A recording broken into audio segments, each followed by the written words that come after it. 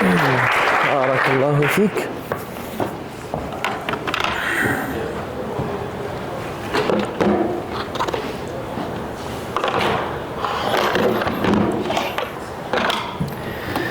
Assalamu alaikum wa rahmatullahi wa barakatuh. Nice to see similar or well-known faces that I see at the masjid, but also new faces as well. Inshallah, let's start off with a recitation of the Quran and then we'll jump into our topic بإذن الله تعالى. أعوذ بالله من الشيطان الرجيم. بسم الله الرحمن الرحيم. لقد كان لكم في رسول الله أسوة حسنة لمن كان يرجو الله واليوم الآخر وذكر الله كثيرا. ولما رأى المؤمنون الأحزاب قالوا هذا ما وعدنا الله ورسوله وصدق الله ورسوله وما زادهم إلا إيمانا وتسليما.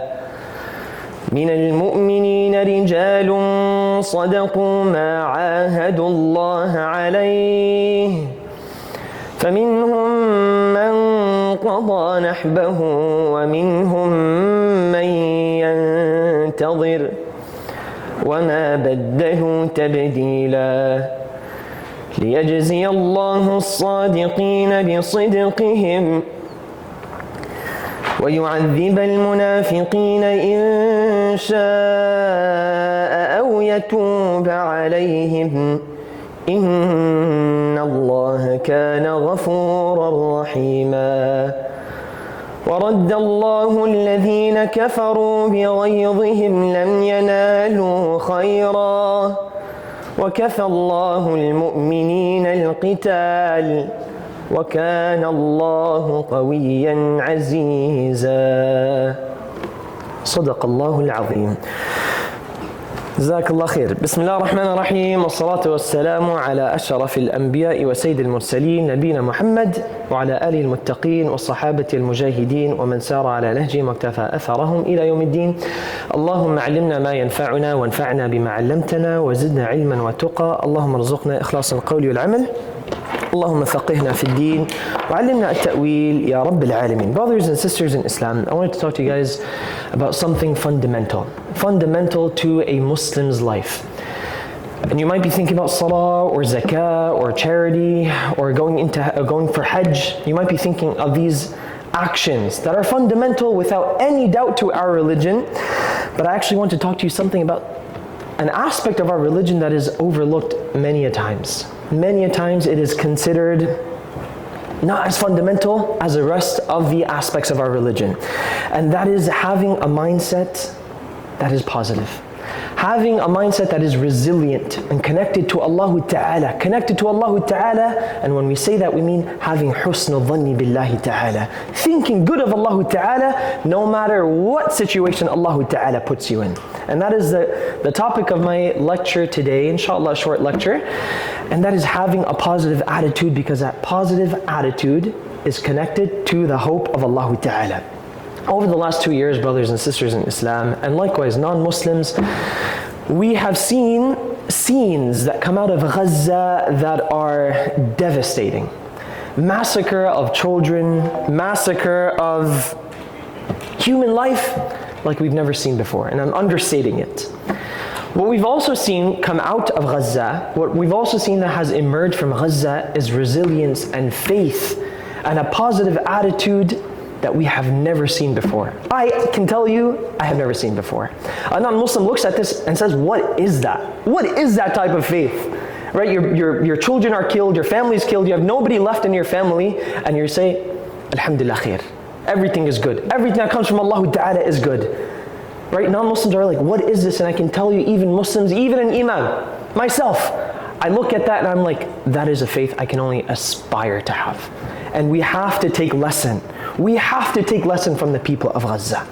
Right? Having this positive attitude, and as I mentioned, I feel like we do not talk about this mindset enough. And the flip side of this is being negative, being pessimistic, oblivious to the blessings of Allah Ta'ala in your life and in my life. I speak to myself before I talk to any of you. Oblivious to the blessings of Allah Ta'ala, being negative, looking at every situation as bleak and dark. And a lot of the scholars actually consider this mindset, especially if it comes into a pattern, right? You do this all your life, 30, 40, 50 years you're living, that's how you think about everything. A lot of the scholars, they call this a disease of the heart. Not your actual heart, but it's a disease of the metaphorical heart. When you see everything in a negative way. I'm going to speak to you about our Prophet alayhi salatu wassalam, and sallu alayhi, those who are Muslims, send your salutation and our beloved Prophet alayhi salatu wassalam. Allahumma salli ala Muhammad wa ala ali Muhammad. Our Prophet alayhi salatu wassalam, he truly embodied, not just spoke, but he embodied positivity, though his circumstances were bleak many a times. I'm going to mention one of my favorite narrations, subhanallah. There was a man by Talha bin Nafi' who heard something from Jabir. Remember these names because these are going to be important for the end. Talha bin Nafi', he hears a narration or he hears a circumstance or a situation from Jabir radiallahu anhu. Jabir radiallahu anhu, he says that the Prophet ﷺ, he took him by his hand, as the Prophet ﷺ would do, right? He would take a person by his hand. He even did this with Abu Jahl, subhanallah. So he takes Jabir radiallahu anhu by his hand and he brings him home, invites him to his home, and his family, the family of our Prophet ﷺ, takes out pieces of bread. And so the Prophet asks his family, "Ma min udum?" Is there any udum? Do you have any? Is there any condiment? Is there any gravy? Any type of sauce that we can use as bread and dip it in, so it's a little bit more than just bread? And the family of our Prophet ﷺ respond, and they say, "La illa shay'un min khal." No, we don't have anything except, not even vinegar, except we have a little bit of vinegar. Now listen to what the Prophet ﷺ says. Listen to how ﷺ responds. He says, فَإِنَّ الْخَلَّ نِعْمَ الْأُدُمِ. Then guess what? Vinegar is the best of condiment. Who actually has vinegar as condiment? Subhanallah. But he says, فَإِنَّ الْخَلَّ نِعْمَ الْأُدُمِ. Then vinegar is the best condiment. Vinegar is the best of gravy, the best of sauce to eat bread with.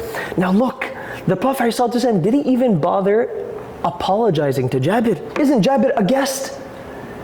But our Prophet ﷺ is teaching Jabir at the same time. He's embodying it. But he's also teaching Jabir radiallahu anhu this aspect of positivity. Look at the good in the situation. And subhanAllah, don't we hear negativity is contagious? Wallahi, positivity can be as well. Jabir radiallahu anhu, he leaves his gathering with the Prophet ﷺ, but he takes more than bread, subhanAllah. Jabir radiallahu anhu, he says, فَمَا زِلْتُ أُحِبُّ الْخَلَّ مُنْذُ سَمِعْتُهَا مِنْ نَبِيِّ اللَّهِ صَلَّى اللَّهُ عَلَيْهِ وَسَلَّمَ. I love vinegar. I love vinegar ever since that situation. Subhanallah. Now remember, I told you to remember the names. Talha bin Nafi', he narrates this, he heard this happen from Jabir. He wasn't there. So now Talha radiallahu anhu gets this narration from Jabir radiallahu anhu. Now Talha radiallahu anhu says, مَا زِلْتُ أُحِبُّ الْخَلَّ مُنْذُ سَمِعْتُهَا مِنْ Jabir. I love vinegar. I love vinegar. How is this even a topic? People probably just came in, why are we talking about vinegar? Right? But he says, I love vinegar ever since I have heard this statement from Jabir radiallahu anhu. This was our Prophet ﷺ. Our Prophet, he was an example. لَقَدْ كَانَ لَكُمْ فِي رَسُولِ اللَّهِ أُسْوَةٌ حَسَنَةٌ. The best of examples. Right? He's not just a prophet that we hear narrations of and we love and we admire, but we are supposed to replicate his actions. And alayhi salatu wasalam, he didn't get through the small, the big, the tragedies, the predicaments, the problems in life, his enemies. He didn't get through all of this through being pessimistic and negative. But our Prophet ﷺ had positivity. In fact, it's narrated, our Prophet ﷺ says, وَيُعْجِبُنِي الْفَأْلُ الصَّالِحِ. I love righteous positivity. And then he defines what he means, because sometimes it's an abstract concept. Our Prophet ﷺ, he explains what he means. He says, وَالْفَأْلُ الصَّالِحُ الْكَلِمَةُ الْحَسَنَةُ. Righteous positivity are good words. Are good words. You want to start being positive, and I hope we can all, including myself. I actually had a really bad day today. My spouse knows about it, Hadith knows about it. I had a bad day today. But subhanAllah, we try and apply this. We try and apply this, inshallah, moving forward. But our Prophet ﷺ, he says, الْفَأْلُ الصَّالِحِ Al-fa'lu salih, righteous positivity, is al-kalimatul hasana, a good word. A lot of times what we say impacts our psyche. What we say when we complain, the comments that we make ultimately affect our psyche. So if you want to become a more positive individual, have a more positive mind frame or mindset, then you begin by saying the right things, saying positive things, as our Prophet ﷺ would do so. Our Prophet ﷺ would even change the names of individuals that were dark in nature. The Arab at the time of the Prophet, the Arabs at the time of the Prophet ﷺ, they would love to name their kids things like harb, war, right? They were from the desert. They were warriors, right? Umar radiallahu anhu, he named his daughter Asiya. Not Asiya, those sisters who are named Asiya, that's different. Asiya is the wife of Fir'aun, a blessed woman. But he named his daughter Asiya. Asiya means rebellious, sinful. This is the type of name that they would give their kids. Our Prophet ﷺ changed it to Jamila, beautiful. That's how he was as a human being. That's what he would embody, this positivity that he would embody. In Hudaybiyah, I'm not going to get into the situation in Hudaybiyah. For those who know, it's going to be a longer topic, but in Hudaybiyah, the Quraysh came, there needed to be some sort of reconciliation in a situation, right? And so, in order to negotiate on their behalf, the Quraysh, they sent a man by the name of Suhail ibn Amr. Suhail ibn Amr, he was a very tactful, a very intellectual individual. He knows how to convince the other side. That's why they sent him as a chief negotiator, right? At this time, he's not a Muslim. Later on, he becomes a Muslim. Quraysh, for our purposes, right, we're going to say that they're the enemies of our Prophet ﷺ and the Muslims. So now, they send over Suhail ibn Amr, who later becomes a Muslim. So I'm going to say, radiyallahu an. And the Sahaba see Suhail ibn Amr. And when they see him, they say, Suhail, looking at this situation as a negative situation, because they know who Suhail is. How does our Prophet ﷺ respond? He says, Sahul al-amr, Suhail, Sahul al-amr. Suhail means ease. So the Prophet responds, he says, oh, it's Suhail, name meaning ease. Oh, then the matter is easy. Suhail, oh, then the matter is easy. Alayhi salatu wassalam. This is who he was, bashushul wajh. He was characterized, bashushul wajh. His face would be beaming. His face would have light. He was pleasant. He was welcoming. He was friendly. Kana bassaman dhahaka. He would smile excessively. Our Prophet ﷺ, dhahaka, he would laugh excessively. Because of what, ya ikhwatil kiram? This is the crux of my lecture. Take one thing away from today. Take one thing, and that is this thing right here. Where did this positive framework, mindset, where did it come from? It is because our Prophet ﷺ was not confined to the problems of this world. Our Prophet ﷺ was not confined to the issues, the predicaments, the enemies. The Prophet ﷺ was not confined to it. It did not control him. And likewise, ya ikhwati kiram, do not let the financial issues, maybe in the future, and maybe not right now for you guys, the financial issues, the family issues, the parental issues, the kid issue, whatever it is, your grades, you're trying to get to med school and the MCATs are killing you. The Muslims' mindset is that we do not let these problems limit us. We do not let it control us. And when we apply this aspect of tafa'ul, positivity, and husnul dhanni billah, thinking good of Allah Ta'ala, it destroys the enormous expectations that we have of this dunya. The enormous expectations that we have of people, of the world around us. And we realize what this world actually is. A short, temporary, transitory life to get to Jannah, to get to paradise. Is this not what the people of Gaza think? Is this not how the people of Gaza think?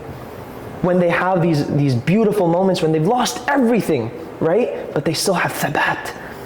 Their heart is still in check. Their heart is still connected to Allah Ta'ala. Because they realize, look, I lost my kid and I had to see my kid be massacred. Or I lost my parents and I have nobody in my family left. Or my family's still in the rubble right now. subhanallah, but their hearts are connected to Allah and they know they're going to paradise. That is a level of faith that we need to aspire for. These are people whose hearts are connected to Allah. They find positivity when matters are bleak and negative. They don't complain. SubhanAllah, we have everything, yet we resort to complaining. They have nothing. Imagine being in jail, and we know what happens in jails like that. And yet, their hearts are connected to Allah Ta'ala. Not to keep it long, inshaAllah Ta'ala, but I'm going to mention one more story. And this is a man by the name of Urwa ibn Zubayr, and he was from among the Salaf, the pious predecessors, individuals that we look up to as Muslims. Abdul Malik ibn Marwan, he says about this man, he says, من سره أن ينظر إلى رجل من أهل الجنة فلينظر إلى عروة بن الزبير. A person that wants to see a man of paradise, look no further. Look at Urwa ibn Zubayr. Cut his story short. This individual, he developed gangrene on his foot. He had an infection, and ultimately it became so bad that the physician said that we need to chop it off. We need to amputate it. So they're about to start the amputation, and they're about to give him an anesthetic so to reduce the pain. Of course, these are people of Jannah, so different level, right? So this man says, Urwa ibn Zubayr, he says, ما أحب أن أسلب عضوا من أعضائي دون أن أشعر بألمه وأحتسب ذلك عند الله. No, I don't want anesthesia. I don't want anesthesia, he says. I want my limb to be amputated, and in the moment, I feel the pain. I absolutely feel the pain, but I am seeking the compensation from Allah Ta'ala. Then they said, the physician said, okay, you know what? Okay, that's your choice. But what we will do is we'll need to have people to hold you back and hold you down. We're amputating your leg. He responds, he says, لا حاجة لي بهم لا حاجة لي بهم وإني لأرجو أن يكفيكم ذلك بالذكر والتسبيح. I don't need them.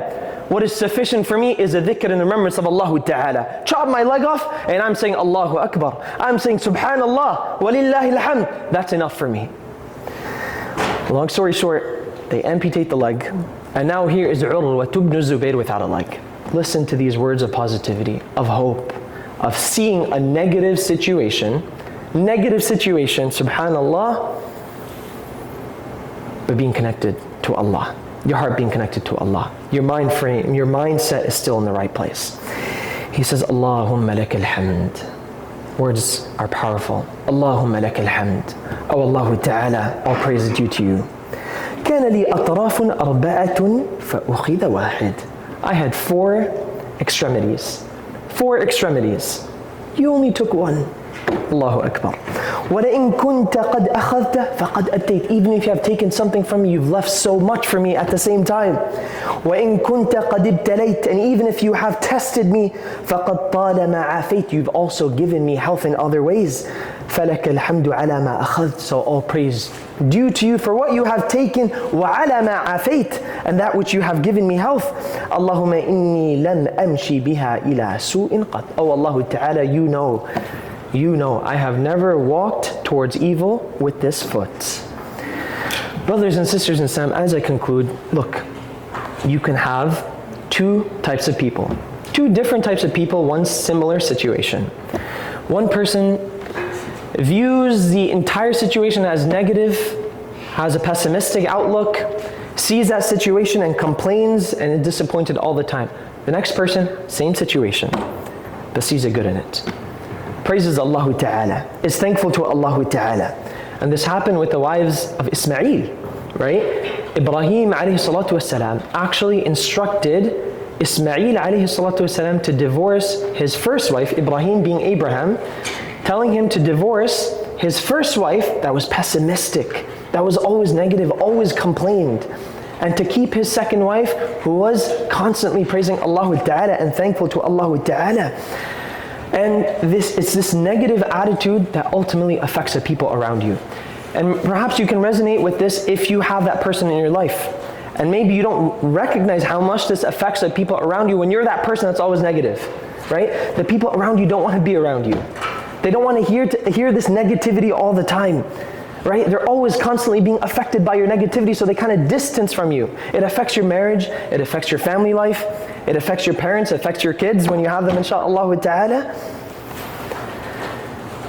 Ya ikhwati al-kiram, before you complain about your parent that's a difficult parent to deal with, as many youngsters do, right? A generation gap, they don't understand me. They just don't get it. They're not reasonable. Wallahi, look at your parent. Look at your parent and look at how much they facilitated for you. Don't just look at the bad, look at the good. They clothed you, they fed you, etc. And if anything, look at your parents as a reason, as a primary opportunity for you to earn Jannah. A primary opportunity for you to earn Jannah.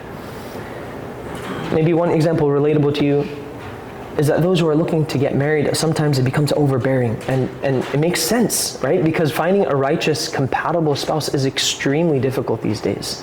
But don't have this pessimistic outlook, okay, it's never gonna happen for me. Think the opposite, think good of Allah Ta'ala, so Allah Ta'ala gives you good. Inshallah, Allah Ta'ala will find you the right person at the right time. But at the same time, brothers and sisters in Islam, recognize that you have certain opportunities in your current life, unmarried, that you wouldn't necessarily have when you are married. Likewise, the Prophet ﷺ, he instructs us, he tells the husband, the Prophet ﷺ, he gives examples of the marital life, and you can apply it to everything and anything, right? He says, don't hate your wife. Don't hate your wife.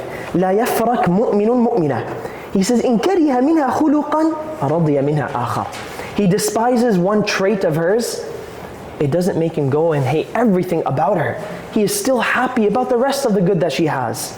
That's the way our Prophet ﷺ instructs us, and he tells the wife as well in this scenario. The wife as well, he says, subhanAllah, hadith is scary, he says, أُرِيتَ النَّارِ, I was shown the fire, فَإِذَا أَكْثَرُ أَهْلِيَ النِّسَاءِ يَكْفُرْنَ. Majority of the inhabitants were women. قِيلَ أَيَكْفُرْنَ بِاللَّهِ. And they're asking, were they disbelieving? Because kafara, yakfuru can either mean disbelief or unthankful or ungrateful. So they say, قِيلَ أَيَكْفُرْنَ بِاللَّهِ. They say, are they disbelieving in Allah Ta'ala? And the Prophet says, no. يَكْفُرْنَ الْعَشِيرِ. They are ungrateful towards their husbands. وَيَكْفُرْنَ الْإِحْسَانِ. And they are not good to all the good that was done to them. لَوْ أَحْسَنْتَ إِلَىٰ إِحْدَاهُنَّ الدَّهْرَ ثُمَّ رَأَتْ مِنْكَ شَيْئًا قَالَتْ مَا رَأَيْتُ مِنْكَ خَيْرًا قَطْ. This man is good to her his whole life, being good to her over and over and over, repeatedly. Subhanallah, and then he does something wrong, or a flaw becomes apparent, and she says, you've never been good ever. You've never been good ever. Brothers and sisters in Islam, I want to make something clear as well. Righteous positivity, as our Prophet ﷺ explained, is not haphazard positivity either. It's not haphazard, it's not just let me just be positive, but it is connected to the hope of Allah Ta'ala. And that is what a Muslim has. That is what a Muslim embodies. That is what we learn from our Prophet ﷺ. That I am positive and my outlook is positive. My statements are good. My statements are positive in nature because I have hope in Allah Ta'ala. And there's nothing more powerful. There is nothing more powerful than a Muslim's hope in Allah Ta'ala. I leave you with one ayah of Allah Ta'ala. Allah Ta'ala says in the Quran, وَلَا تَهِنُوا وَلَا تَحْزَنُوا وَأَنْتُمُ الْأَعْلَوْنَ إِن كُنْتُم مُؤْمِنِينَ. He says, do not be weak. Do not weaken. Do not grieve. And you will be superior. You will be superior. Superior to your enemies. Superior to your problems and your predicaments. As long as what he says, إِن كُنْتُم مُؤْمِنِينَ. As long as you are from the believers. Those who truly believe. We ask Allah Ta'ala for tawfiq. We ask Allah Ta'ala to make us among these people who truly have faith. Faith is a concept, and we hear the concept, but until we live that faith, like the people of Gaza live that faith, we're not going to taste its sweetness. We ask Allah Ta'ala to allow us to live with Iman, true Iman. We ask Allah Ta'ala to allow us to enter into paradise with our children, our spouses, our parents, our progeny, Ya Rabbana. We ask Allah Ta'ala for guidance towards that which is good. We ask Ya Allah Ta'ala to protect us from evil, makruhat. We ask Ya Allah Ta'ala to protect us from the fire of Jahannam. Wa sallallahu wa sallam ala Sayyidina Muhammad wa ala alihi wa sahbihi ajma'in. Jazakumullahu khairan.